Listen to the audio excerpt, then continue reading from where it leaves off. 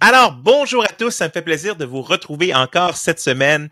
Quel bel été nous sommes en train de passer. Alors, un sujet cette semaine qui touche tout le monde. La vie chrétienne serait tellement plus facile toute seule. Je suis persuadé qu'à un moment ou l'autre dans ta vie, tu t'es posé cette question-là, ou du moins tu t'es posé cette affirmation-là, où les relations, c'est compliqué. Pas juste entre chrétiens dans la réalité, mais les relations en général. J'avais un ami pasteur qui disait avec blague que, dans le fond, les gens, ils ont profondément aimé la pandémie. Dans le sens que ce qu'on n'a pas aimé, c'est qu'on n'aimait pas se faire dire quoi faire et quand le faire. Mais cette idée qu'on n'avait pas à aller vraiment nulle part, qu'on pouvait rester chez nous, qu'on ne devait pas et qu'on coupait les trucs sociaux et autres qui sont un peu awkward ou tout ça, des fois, ou qu'on aime ça juste être tout seul ou pas être obligé de rencontrer d'autres personnes ou d'avoir à dealer avec d'autres personnes. Donc, il suggérait que peut-être que c'est un aspect qu'on appréciait de la pandémie.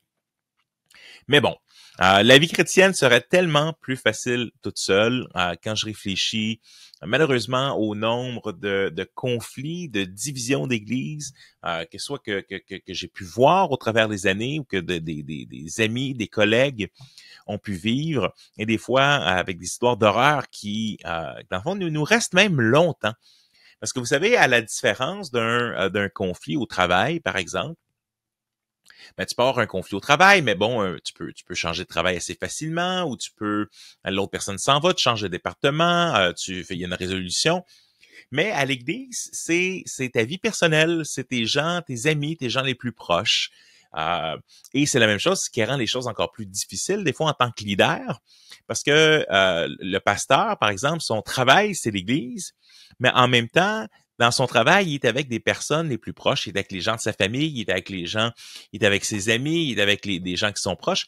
Et ce qui fait que quand il reçoit une critique sur son travail, ou qu'il y a une division, ou qu'il y a des dissensions, ou qu'il y a des arguments, ou des choses comme ça, mais il se sent personnellement aussi attaqué parce que la ligne entre le professionnel et le personnel, mais il n'existe pas vraiment dans le milieu pastoral. C'est surtout, c'est la réalité. Je veux dire, par exemple, je vais au Super C, au Maxi ou ailleurs, puis je rencontre des gens, commencent à me parler, des gens d'église, d'autres. Fait que tu vas rencontrer des gens un peu partout, puis tu es toujours un peu ce rôle-là pastoral.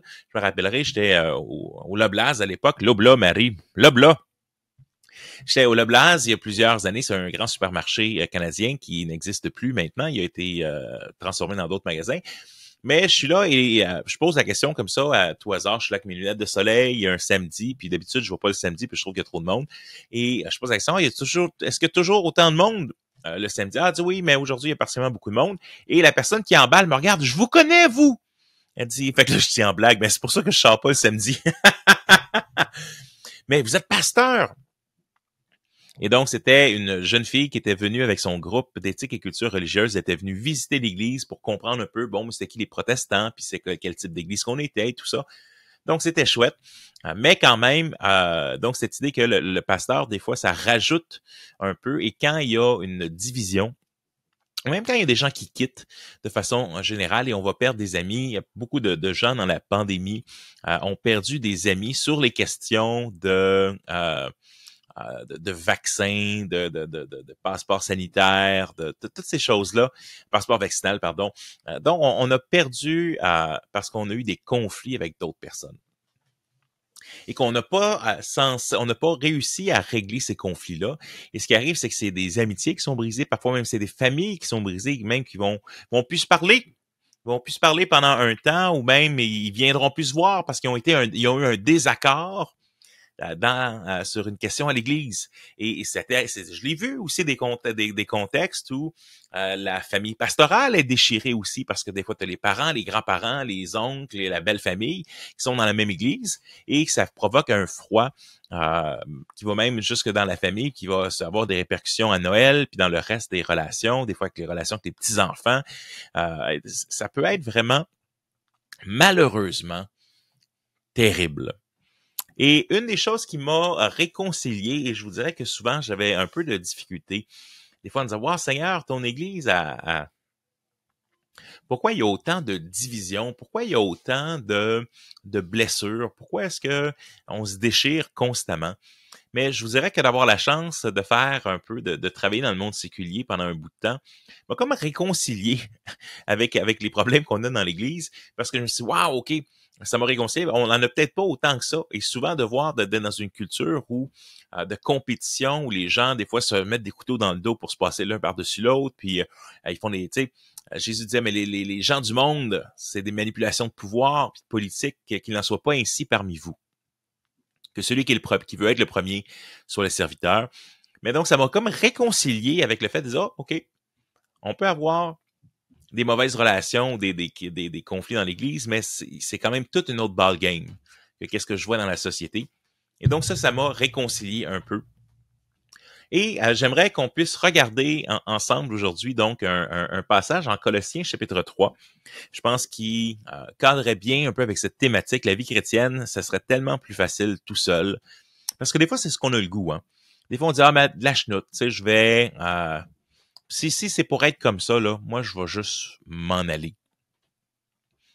Mais je me rappellerai une fois à mon nez avant de quitter un certain ministère, puis où des fois, t'as des conflits, puis bon, ou t'as des gens qui se sont opposés à plusieurs choses, ou qui l'ont mal fait, ou qui t'ont blessé, tu sais, puis je disais, puis... tu sais, je regardais des fois les conflits. Seigneur, pourquoi c'est tant de politique des fois? Pourquoi est-ce que c'est tant compliqué? Alors qu'on a une mission de changer le monde, de transformer le monde. Mais voici ce que l'apôtre Paul nous dit en Colossiens chapitre 3. Je lis ici dans la version de la seconde 21. À partir du verset 9. Puis je vais passer au travers, je vais commenter un peu, mais je trouve que c'est vraiment un passage pour nous aider dans nos relations à l'Église, dans nos relations avec nos amis, dans nos conflits d'Église aussi, parce que je pense que le Seigneur désire parler dans ces situations-là aussi. Alors, verset 9, « Ne vous mentez pas les uns aux autres, car vous vous êtes dépouillés du vieil homme et de ses manières d'agir. » Ne vous mentez pas les uns aux autres, car vous vous êtes dépouillés du vieil homme et de ses manières d'agir. J'écoutais un podcast et j'en ai déjà peut-être parlé dans un autre podcast avec une dame qui mentionne le fait que nous sommes relativement tous menteurs. Puis là, on dit, ah ouais, c'est donc bien dur, ça, un peu, de dire on est tous menteurs, mais dans quel aspect? Mais c'est qu'on dit rarement toute la vérité ou ce que l'on pense vraiment. Quelqu'un va nous poser, même ça vient dans le couple, est-ce que ça va bien? Ah oui, ça va bien. Même si ça va pas bien, là, il faut que tu poses une deuxième question.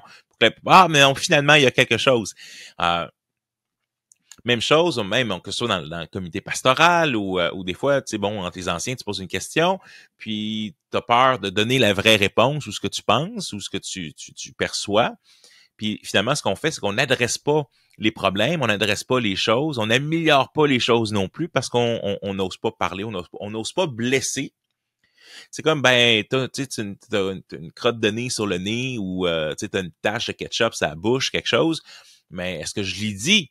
Ou non, mais ça va la blesser, ça va la mettre mal à l'aise, versus, mais elle va se promener devant tout le monde, la personne avec la tache de ketchup ou avec la crotte de nez au nez. Puis, fait qu'on se rend pas compte que souvent, quand on ne dit pas la vérité les uns aux autres, on pèle de plus loin le problème. Puis des fois, on pèle d'une montagne. Puis à un moment donné, on va récolter ce qu'on en a semé dans le fait de ne pas dire la vérité. Tenons une bonne chose ici. Ça ne dit pas, dites les 4 vérités. Parce que quand on dit les 4 vérités, on est en train de dire, hey, toi, là, tu vas te passer au cash, là, maintenant, là. Hey, je t'en ai tellement assez de comment tu agis, là. Tu es ta. Donc, 4 vérités, paf d'en face. C'est pas ce que l'Écriture nous dit ici, mais il nous dit de développer un ethos de relation, un environnement de relation dans le couple, dans la famille, dans l'Église, qui est régi par la vérité. Et ça, parfois, ça veut dire d'avoir des conversations inconfortables. Puis de dire réellement ce que l'on pense, parce qu'en fait, on a peur que les autres ne nous aiment pas. Fait que pour qu'on se fasse aimer, on essaie comme de discerner, là, qu'est-ce qu'ils aimeraient que je dise. mais c'est une forme de mensonge. Parce que si tu crois pas réellement ce que tu dis, ou des fois l'angle avec lequel on spin les choses, mais c'est ça en politique, hein. Euh, Tu sais, c'est comme la personne qui courait contre une seule autre personne, puis hey, j'ai couru contre Bruno Surin, contre un champion olympique. Tu sais, on est juste à courir, mais j'ai couru contre un champion olympique. Je suis arrivé avant-dernier, puis je suis arrivé deuxième, puis lui est arrivé avant-dernier. mais, mais donc, en bout de ligne, euh, des fois, on spin les choses, puis on est toujours en mode un peu politique. Ça, c'est l'être humain en général. On est en gestion d'image. On est une firme de PR, de public relations, de relations publiques en nous-mêmes. Puis les réseaux sociaux et Facebook et tout ça, c'est essentiellement une gestion de l'image, de qui est-ce qu'on veut projeter. Comme je pense que c'était Spurgeon qui disait, quand quelqu'un dit du mal de vous, ne vous en faites pas trop, vous êtes pire que qu'est-ce qu'il pense. Donc, à quelque part, comment est-ce qu'on crée, en même temps de ne pas, je l'ai vu, la vérité, comme le dirait un de mes amis, un de mes collègues pasteurs, il dit, ben l'amour sans, la vérité sans l'amour, c'est la brutalité. La vérité sans l'amour, c'est de la brutalité. De l'amour sans vérité, c'est de l'indifférence. Donc, je trouve ça profond. Donc, de la vérité sans l'amour, ça peut être de la brutalité. Et de l'amour sans la vérité, ça peut être de l'indifférence. En voulant dire, ben, je t'aime pas assez. Je t'aime, mais je veux pas te déranger. C'est plus comme, je veux pas te déranger que je t'aime vraiment. Alors, fait que l'idée ici de ne pas se mentir, là, ne vous mentez pas les uns aux autres, car vous vous êtes dépouillés du vieil homme et de ses manières d'agir. Il dit, le monde, la société, mais on est habitué de se mentir toujours les uns aux autres tout le temps. Mais qu'il n'en soit pas ainsi parmi vous. Vous avez, verset 10, revêtu l'homme nouveau qui se renouvelle pour parvenir à la vraie connaissance, conformément à l'image de celui qui l'a créé. Donc, Dieu nous a créés, on devient à son image, on va être à l'image de Dieu, on est à l'image de Jésus aussi. Et donc, de la manière que Jésus dit la vérité, mais de la même manière, il faut vivre dans cette vérité-là. Et dans les relations, je pense que souvent, les gens, même dans les conflits d'église, on a peur, on se rend compte. Puis là, on a peur de parler des vraies choses. J'étais dans une rencontre dernièrement, puis il y avait un sujet qui n'était pas vraiment le sujet. C'est comme l'excuse, tu sais, que dans le sens sur lequel il y a un désaccord ou tout ça, mais il y avait une vraie chose derrière.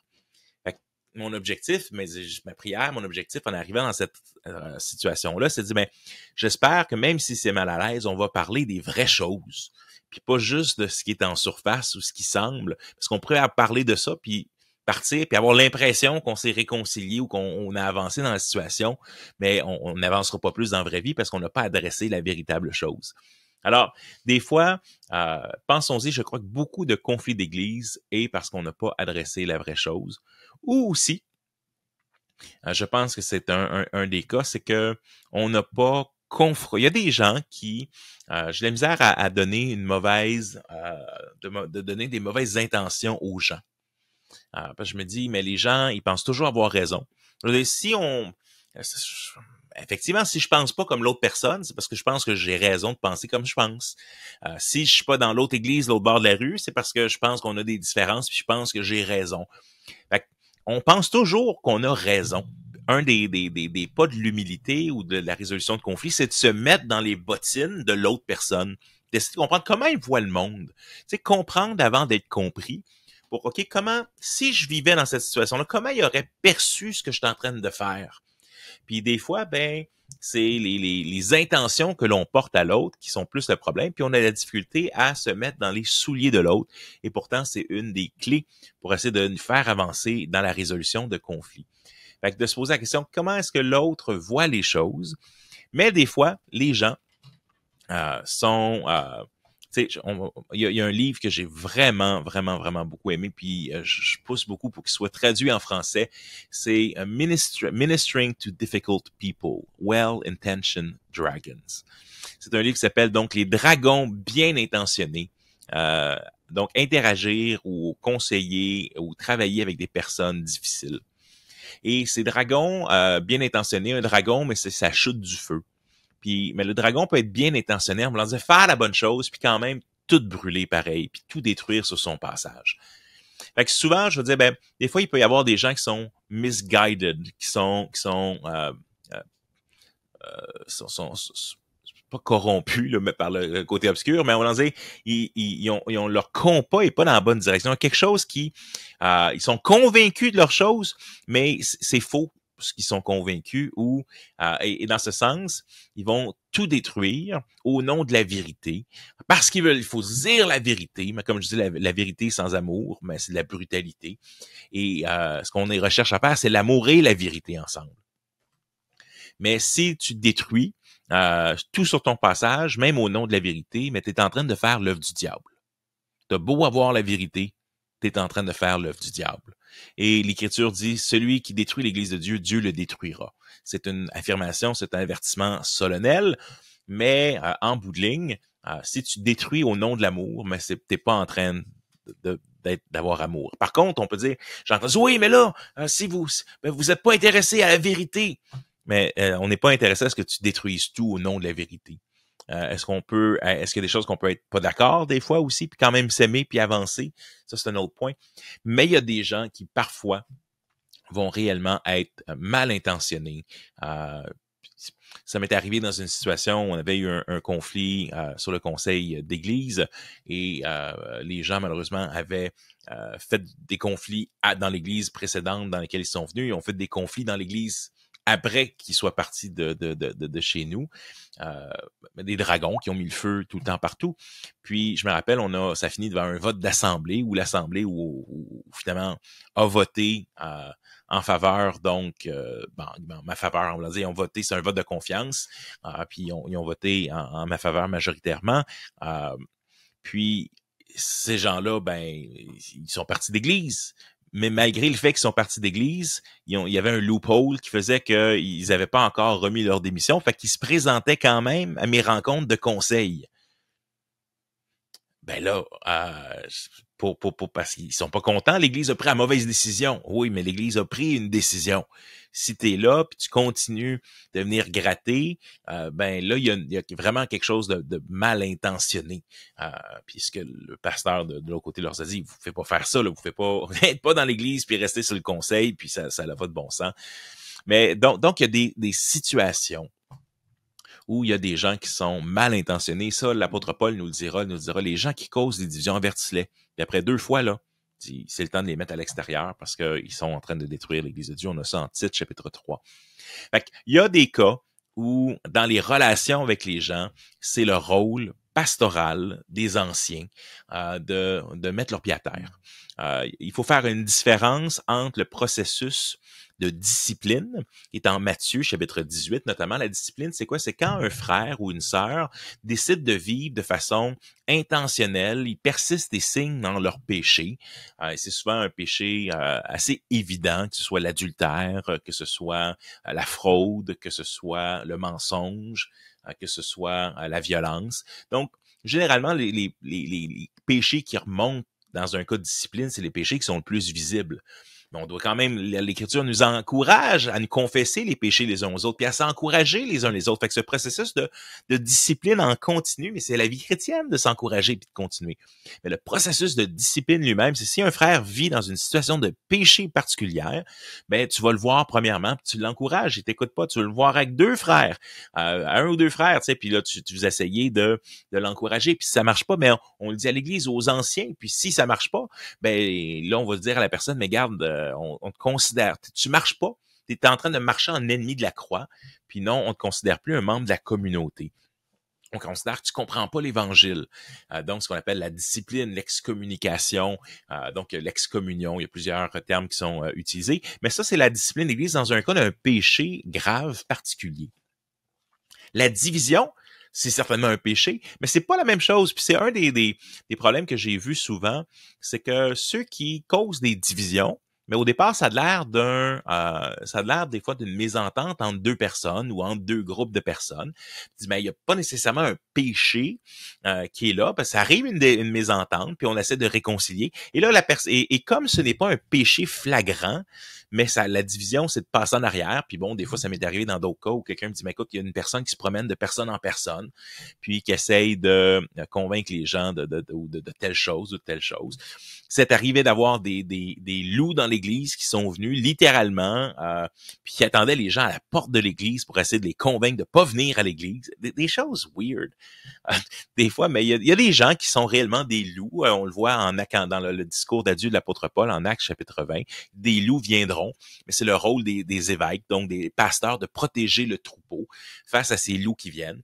Et donc, quand il y a des loups, mais il y a des moments où dans la vie pastorale, j'aurais dû mettre mon pied à terre avant, ou les anciens auraient dû mettre un pied à terre avant, puis de dire à une personne, mon frère, ma sœur, puis est-ce que c'est un frère ou une sœur, mais il y a vraiment quelque chose qui marche pas. T'as une attitude ici qui détruit plutôt qu'il bâtit.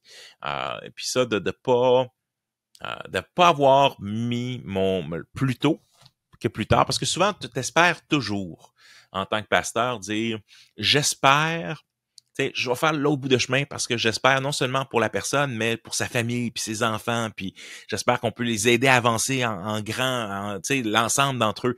Puis tu pousses, t'espères toujours jusqu'à temps à un moment donné, pataf, ça te pète d'en face. Puis une crise plus grande grandit plutôt que de l'avoir adressé plus tôt. Puis, fait que dans le fond, tu adresses pas les choses plus tôt parce que c'est mal à l'aise ou malaisant de parler des vraies choses parfois avec quelqu'un, de confronter quelqu'un sur un aspect, mais tu finis par avoir une plus grosse confrontation avec des plus grosses conséquences plus tard. Alors, des fois, c'est de parler avec vérité, puis quand on voit des choses, ça veut pas dire, et là, il faut bien me comprendre, là. Parce que certains vont avoir vécu. Il y a un livre là qui était bien populaire dans les années 80 sur le pouvoir spirituel, de l'abus spirituel ou le pouvoir. Il y avait un livre, je ne me rappelle pas, l'abus qui était sur les abus spirituels par le pouvoir. Et ça, certainement de tous les temps, ça l'est arrivé d'avoir des gens, on le voit aussi, je regardais certaines vidéos sur YouTube cette semaine où ça m'enrageait dans le cœur de voir l'attitude de certains policiers injustes envers les gens, puis ou autoritaires, puis qui se prennent pour Dieu essentiellement, ou le diable même. Et donc, fait que oui, je reconnais que, puis je l'ai vu, il y a dans des divisions d'église, c'est pas, les anciens ont pas toujours raison. Des fois, les anciens ont tort. Puis c'est pour ça que des fois, on a besoin d'aide extérieure, de la famille d'église ou autre pour venir aider. Fait que c'est pas, les anciens sont pas infaillibles. Les pasteurs peuvent tomber, peuvent être des tyrans. L'Écriture nous dit, par contre, ne soyez pas des tyrans. Soyez un modèle en douceur, en respect.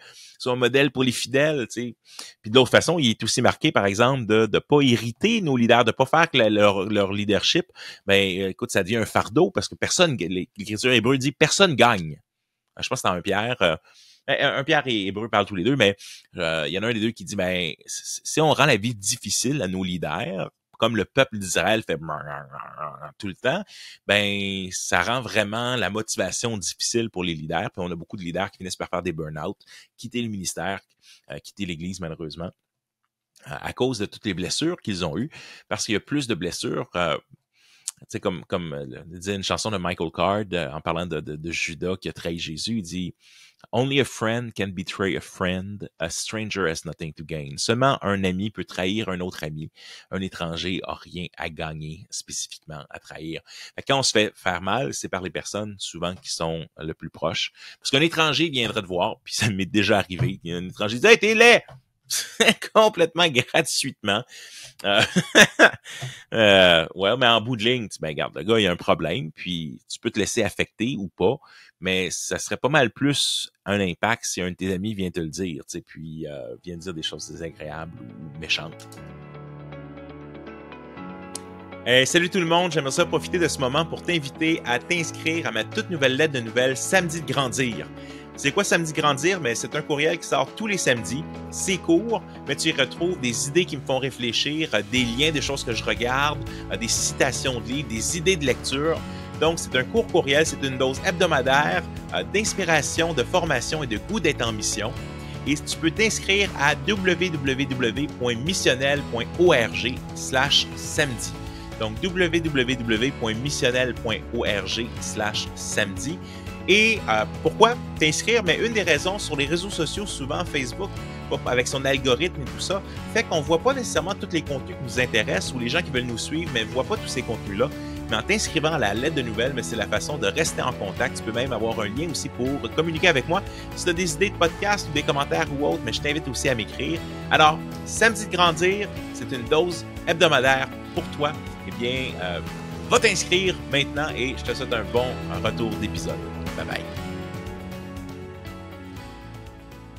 Donc, tout ça pour dire que dans cette dimension de voir, de ne pas se mentir, mais je pense que d'adresser ce qui a besoin d'être adressé plutôt avec douceur et respect, c'est important. Puis je vais voir la même chose, tu sais, je fais la blague souvent dans mes conférences de couple pour dire les gars vont endurer quelque chose qu'ils n'apprécient pas pendant des années pour éviter une discussion émotive difficile de 30 minutes avec leur épouse. Tu sais, bon, ça peut être n'importe quoi, là. Ça peut être, bon, tu sais, le bol de la toilette, le papier, la vaisselle, c'est où ça. Puis juste pour éviter une confrontation, on va éviter la conversation. Mais on est comme ça dans tous les domaines de notre vie, bien souvent. Fait que c'est comment est-ce qu'on crée un climat de confiance, puis de dire, quand on fait la même chose dans nos camps, donc avec One Hope Canada, on a une quarantaine de camps au travers le Canada.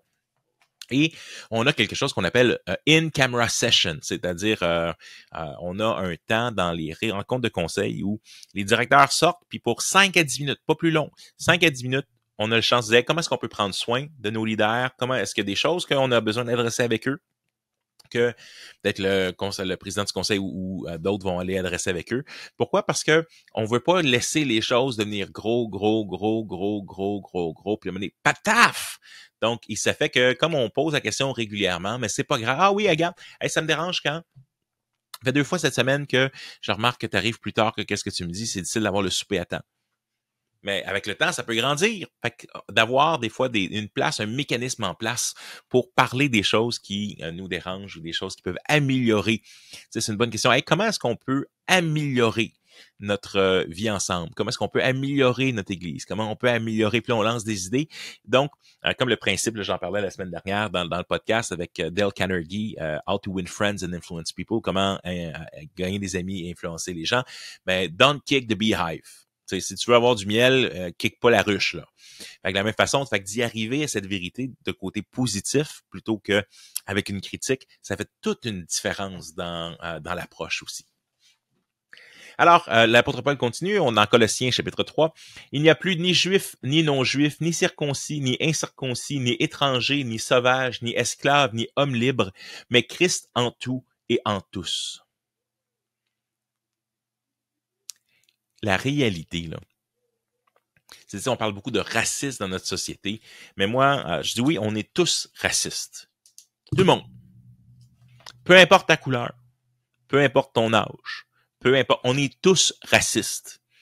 Mais on est raciste par rapport à l'autre, avec un grand A. L'autre qui nous dérange, l'autre qui est pas comme nous. Puis on peut tellement avoir un regard, là, puis c'est qu'il est en train de dire ici, là, hey les gars, voyez Jésus dans l'autre. Arriver au regard là, de voir Jésus dans l'autre.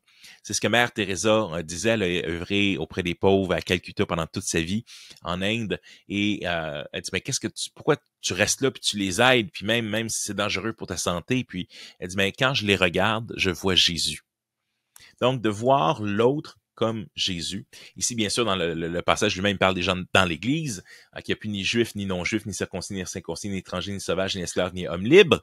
En voulant dire, il ne devrait pas avoir de différence dans notre façon de traiter les uns et les autres. C'est un des grands thèmes du Nouveau Testament. On le voit en Jacques, par exemple, de ne pas faire de différence entre les personnes, puis d'aider les pauvres qui sont dans notre communauté et tout ça. Donc, il y a vraiment un aspect ici qui nous dit, écoute, il faut arrêter d'être raciste en regardant l'autre comme un ortho. Là. Regardez l'autre comme quelqu'un. Voyons donc, il est donc bien niaiseux de faire les choses de même. On dit jamais ça, bien sûr. Hein? Ben, on le dit tous les jours quand tu conduis. Puis voyons donc, il est donc ben niaiseux de passer trop vite. Ah ben il est donc ben niaiseux de conduire plus lent que moi. Il est donc ben niaiseux de pas faire telle chose. Puis et là on se rend compte qu'on juge constamment tout le monde. Dans un sens, tu sais, la personne devant moi, par exemple, avez-vous votre carte, par exemple, tu sais, Maxi ou whatever pour gagner des points, puis la personne l'a pas, puis je me dis, hey, voyons donc, elle a pas, elle gagne pas de points, elle passe à côté de l'argent. Puis après ça, je vois une autre personne avant moi qui sort plus de coupons que moi, puis qui prend plus de temps que moi, je dis, hey, ben, elle exagère. Fait que, on se voit toujours comme l'équilibre parfait, puis réaliser qu'on l'est pas. Ça, c'est un premier pas dans faciliter nos relations les uns avec les autres. Vous savez, il y a plein de raisons qu'on regarde l'autre avec ce dédain-là. Ça peut être la doctrine, hein. Ah, mais eux sont plus pentecôtissants, eux sont plus baptistes, eux sont plus...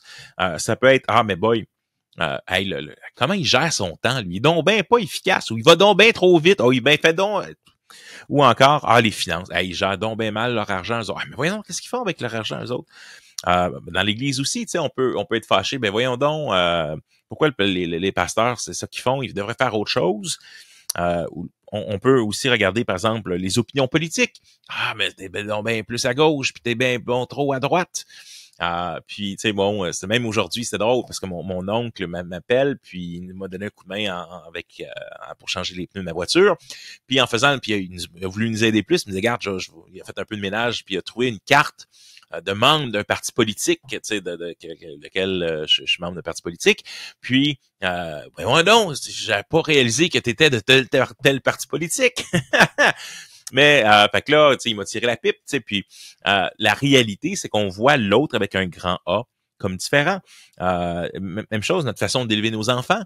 Hey boy, ils sont donc bien sévères. Eux autres, oh boy, ils sont donc bien libertins. Oh boy, ils laissent donc leurs enfants aller proche et ils laissent donc leurs enfants pas aller loin. Tu sais, on est toujours en train de juger constamment l'autre. La propreté, le ménage, la même chose. Tu vas chez les autres, wow, ils sont vraiment, hey boy, ils exagèrent, là, c'est vraiment Madame Blancheville. Tu vas chez l'autre, hey boy, ouais, ça aurait besoin d'un ménage, cette affaire-là, là. Notre façon de faire la cuisine, ah ben là, ils cuisinent pas de telle façon. On est constamment en train de regarder l'autre avec des lunettes d'une forme de racisme ou d'une forme d'agisme ou d'une forme de juste de désapprobation. De désapprobation de la différence. Quelque part, c'est ça le racisme, c'est que je désapprouve la différence, sauf que souvent, mais comment est-ce que je peux désapprouver que la personne, par exemple, c'est un juif ou un non-juif, ou un circoncis, non-circoncis, un étranger, un esclave, un riche, un pauvre. Donc, on est tout le temps en train de donner un regard de désapprobation. Ici, ce qu'il est en train de nous dire, là, arrêtez. Regarde tout le monde comme Jésus. En Philippiens 2, l'apôtre Paul va aller plus loin et il va dire, regardez les autres comme étant plus importants que vous-même. Ne cherchez pas juste votre propre intérêt, mais celui des autres. Et il y a un renversement ici, là, comme les béatitudes de Jésus, il y a un renversement dans notre regard de l'autre. Mais là, pas juste n'importe quel autre. Parce que c'est sûr, on a un regard là, de jugement pas mal sur tout le monde. On l'oublie après 30 secondes, là, on passe à autre chose. Sauf qu'il y a certaines personnes là, qui sont des gossages majeurs. Il y a des personnes, là, eux autres, c'est des personnes avec qui on a des conflits. Pas nécessairement des ennemis, mais des gens qui, comme on dit en bon québécois, qui tapent ses nerfs bien raides. Donc, c'est des gens qui te dérangent vraiment beaucoup.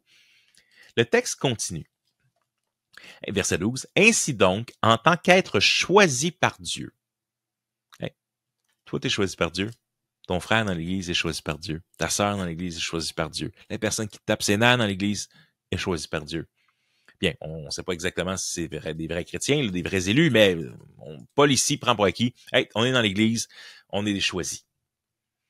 Ainsi donc, en tant qu'être choisi par Dieu, saint et bien-aimé, l'autre qui tape ses nerfs, là, il est aimé de Dieu, malgré ce qui tape ses nerfs. Puis sais-tu quoi? Toi, t'es bien aimé de Dieu aussi, malgré ce qui tape ses nerfs des autres dans ta vie, puis dans qui tu es.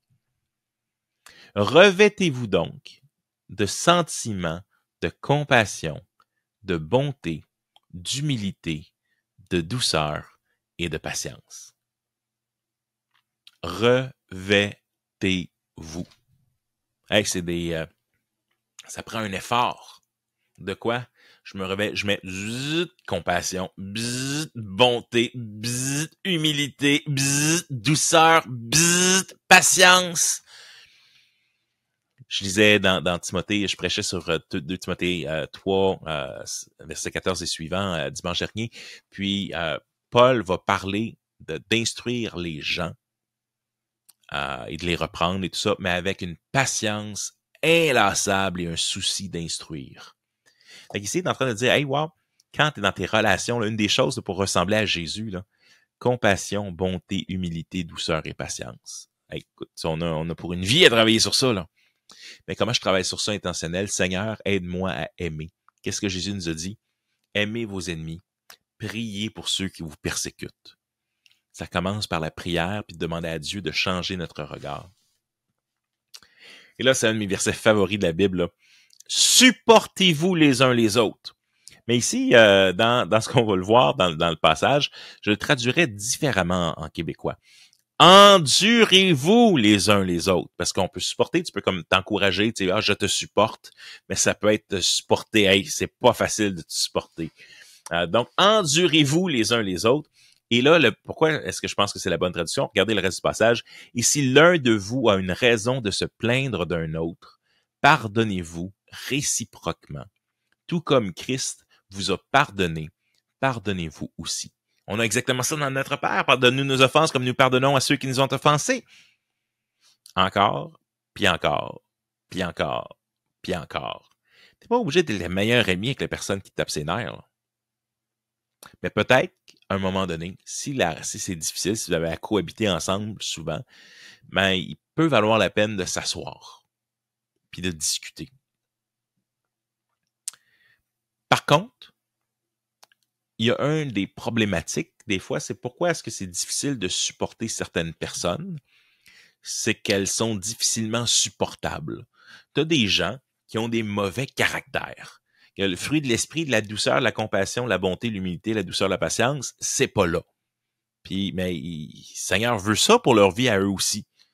Puis des fois, on arrive dans le mensonge, mais moi, je suis comme ça. Moi, je suis né colérique, puis je peux pas me changer. Non, regarde. Comme je le disais à un ami, à un moment donné, j'ai un ami belge, tu sais, puis qui me disait, ah, mais nous, les Belges, on est un peu comme ça, tu sais, bang, bang, là. On est un peu plus... Puis là, je l'ai regardé, j'ai une bonne nouvelle pour toi. Le Saint-Esprit peut transformer même les Belges.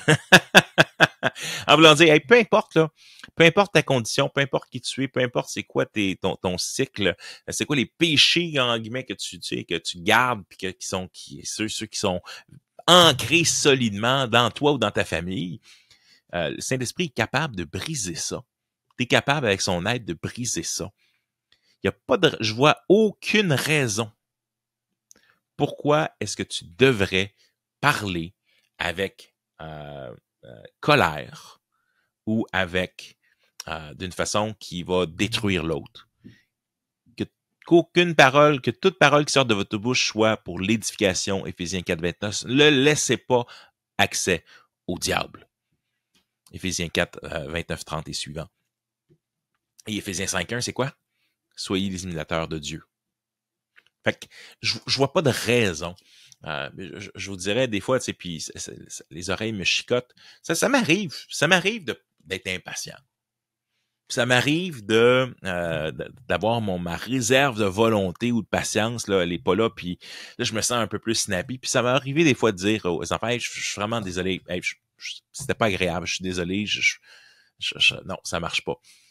Mais de façon générale, je veux vraiment parler avec j'ai compassion, bonté, humilité, douceur et patience. Dans ma relation avec les autres autour, ma relation avec mon épouse, ma relation avec mes enfants. Vous savez, qu'est-ce que je trouve plus difficile? Parfois, j'ai des relations avec des membres de ma famille plus élargies, qui, les personnes sont un peu plus pif, pif, puis que dans ce temps-là, qu'est-ce que tu as le goût de faire? Paf, paf!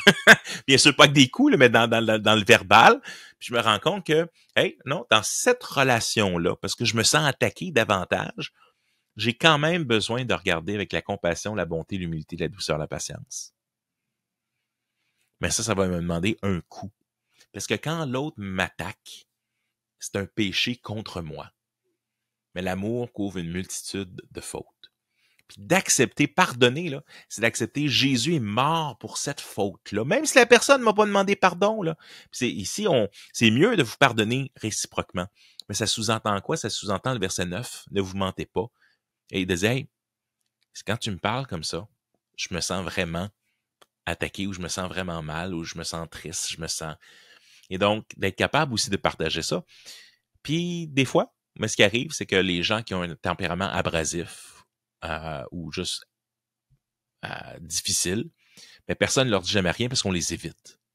Puis jusqu'à temps qu'il y ait une crise plus majeure, parce que là, on a tellement évité, on a pelleté plus loin le problème, puis là, on a une montagne, puis on est pataf, on fonce dans la montagne. Supportez-vous les uns les autres, et si l'un a une raison de se plaindre d'un autre, pardonnez-vous réciproquement. Fait que ça sous-entend quoi? Si tu as une raison de te plaindre, va voir la personne. Puis peut-être qu'il y a quelque chose que tu as fait toi aussi, ou il y a peut-être quelque chose, mais en tous les cas, que le pardon abonde dans cette situation-là. Tout comme le Christ vous a pardonné, pardonnez-vous aussi. Mais par-dessus tout cela, il en a déjà mis une couche, là. Par-dessus tout cela, revêtez-vous de l'amour qui est le lien de la perfection. Que la paix de Christ à laquelle vous avez été appelés pour former un seul corps règne dans votre cœur et soyez reconnaissants. Et là, il dit, instruisez-vous et avertissez-vous par les uns les autres en toute sagesse, par des psaumes, par des hymnes, par des cantiques spirituels, chantez pour le Seigneur de tout votre cœur sous l'inspiration de la grâce. Et quoi que vous fassiez, en parole ou en acte, faites tout au nom du Seigneur Jésus, en exprimant par lui votre reconnaissance à Dieu le Père. Fait qu'il y a cette instruction avec la parole de Dieu au centre, avec un cœur plein de louanges pour Dieu. Un cœur qui est en relation avec Dieu et avec les autres. Que la paix de Christ à laquelle vous avez été appelés pour former un seul cœur, un seul corps règne dans votre cœur et soyez reconnaissants. Fait que quelque part, là, si on est en train là, de se plaindre tout le temps, à l'église, là, ils m'ont fait mal, ben, t'es appelé à te faire à pardonner. T'es appelé à parler avec vérité. T'es appelé à te revêtir de compassion, de bonté, d'humilité, de douceur, de patience. T'es pas appelé à vivre l'Église tout seul. Malgré les difficultés. Ça, je vous dirais, c'est quelque chose que j'ai jamais compris. En même temps, je comprends dans un sens parce que j'ai été blessé à multiples reprises. J'ai malheureusement vu des divisions d'église, j'ai vu des conflits. Il y a des gens qui sont partis pas contents. On est passé au travers de tout ça. Mais je reste quand même convaincu que l'Église en vaut la peine, parce que c'est le corps de Christ, c'est ça que Jésus nous a donné, puis que ça reste où on a besoin d'avoir et de cultiver l'humilité. Puis l'humilité de dire hey, j'ai pas toujours raison. Puis l'humilité de dire hey, j'ai besoin de regarder les autres comme plus importants que moi-même. Dans un conflit, là, dans un conflit d'église sur est-ce qu'on devrait faire un stationnement ou pas, ou sur un conflit d'église sur ben là, est-ce que la vision, est-ce qu'on a la bonne vision? Beaucoup, si on est vraiment honnête, là, les visions d'église, là, ça donne rarement grand-chose. Je veux pas être défaitiste, mais c'est que les gens passent tellement de temps à s'obstiner sur la vision, sur qui est-ce qu'on passe tout notre temps à, comme quelqu'un le disait dernièrement, il dit l'église, on est comme une armée qui fait juste des pratiques. Il va jamais à la guerre. On passe notre temps à parler. Par le temps qu'on a passé 2-3 ans à parler de notre vision, puis on l'a, mais là, on commence à reparler de la nouvelle vision qui s'en vient, puis on finit par jamais rien faire de ça. La mission, on l'a. La mission, c'est quoi? Aller dans toutes les nations, faites des disciples, baptisez-les au nom du Père, du Fils et du Saint-Esprit, puis enseignez-leur à obéir à tout ce que je vous ai prescrit. La vision, essentiellement, la mission, c'est ça. La vision, c'est comment est-ce que tu vas faire ça dans ton contexte à toi. Mais là, fais-le. Puis après ça, tu poseras la question plutôt que de dire « Ah, mais comment on va faire ça? Puis combien d'objectifs on a besoin? » Puis là, les gens s'obstinent. Puis, non, regarde. Honnêtement, là, avant n'importe quelle division, avant d'être prêt là, à splitter puis à diviser, là, pose-toi vraiment la question. Là.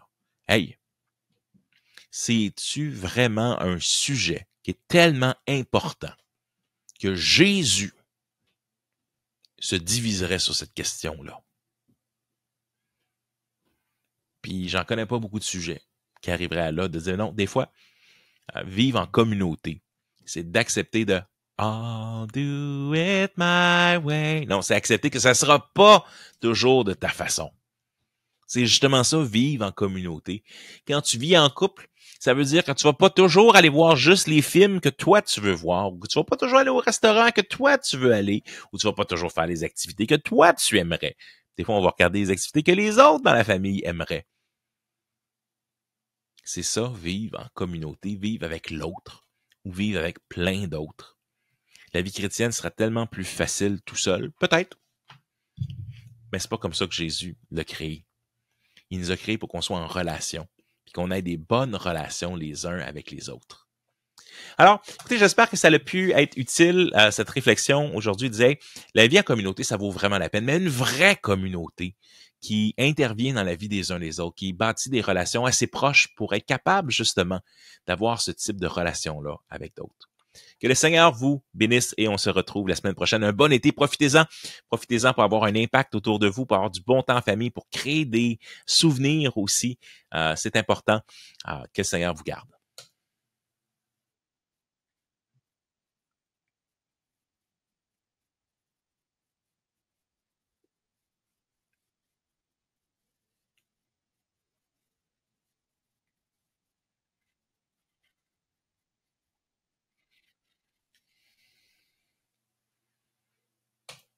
J'espère que tu as trouvé cette vidéo utile. Je t'invite à mettre un like, à t'abonner pour ne pas manquer aucune de nos prochaines vidéos. Aussi, si tu veux, viens visiter notre site web missionnel.org ou encore notre podcast La foi vient de ce que l'on entend.